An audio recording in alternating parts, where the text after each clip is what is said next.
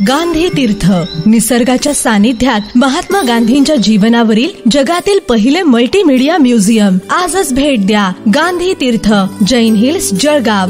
अधिक माहितीसाठी www.gandhifoundation.net वर विजिट करा.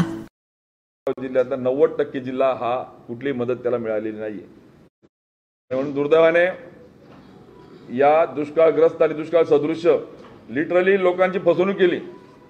दुष्काळ सदृश्याचा GR काढला, दुष्काळ सदृश्य तालुके म्हणून डिक्लेअर केले, पण दुष्काळ सदृश्य म्हणून दुष्काळग्रस्तचा एकही फायदा, म्हणजे तुम्ही लक्षात घ्या, ग्रस्त आणि सदृश्य, दुष्काळग्रस्त तालुक्यांना 150 कोटी एकतरी मग त्या ठिकाणी जिरायत, बागायत, फळबाग त्या ठिकाणी आली. पण दुर्दैवाने माझ्या जळगाव जिल्ह्यातला 90% जिल्हा हा कुठलीही मदत त्याला मिळालेली नाहीये.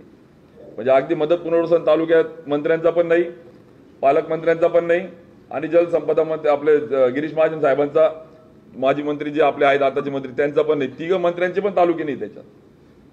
मला सांगा, शासन दरबारी आपण 21 दिवस खंड, काही ठिकाणी 20 दिवस पाऊस पडला नाही, काही ठिकाणी 19 दिवस पडला नाही. आपण आपलं वजन वापरून या सगळ्या परिस्थितीमध्ये या दुष्काळग्रस्तांना का बरं आपण त्या ठिकाणी सदृश्य आणि ग्रस्त मध्ये फरक करून त्यांच्यावर अन्याय केला आहे? एवढ्यावर यांनी शेतकऱ्याची चेष्टा थांबवली नाहीये.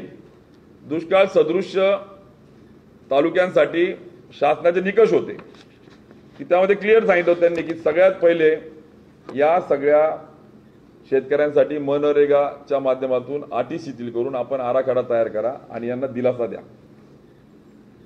आणि दुर्दैवाने रेग्युलर मनरेगाच्या आराखड्याच्या पलीकडे जाऊन शासनाने त्या ठिकाणी जी बाब आहे त्या GR मध्ये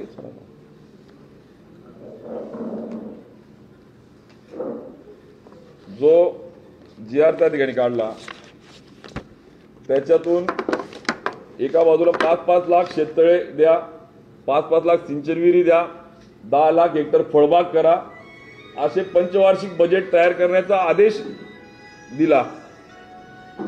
पण दुर्दैवाने जळगाव जिल्हा असा आहे की त्यांनी ते पंचवार्षिक बजेट तयार केलं नाही. यांना वेळच नाहीये. म्हणजे GR ला काही एक अर्थ राहिला आणि ते कागदावरचे त्या ठिकाणी कागदी घोडे झालेले. आणि तुम्हाला सांगतो, परिणाम स्वरूप आज जर त्या ठिकाणी बघितलं आपण, लिटरली शेतकऱ्यांना ज्या पद्धतीने आपल्याला शेततळे, विहिरी आणि फळबाग हे देण्याची संधी होती, अक्षरशः एका तालुक्यामध्ये आम्ही 100 कोटीपर्यंत आराखडा करून 80-80 कोटी रुपये आम्ही दिले चाळीसगाव तालुक्याला, त्यावेळेस मी आमदार होतो.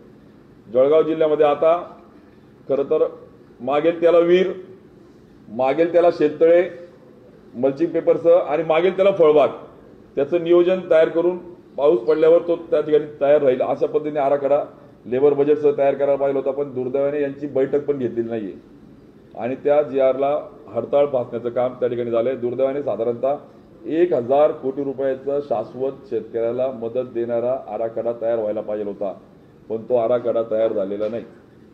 याचं लेखी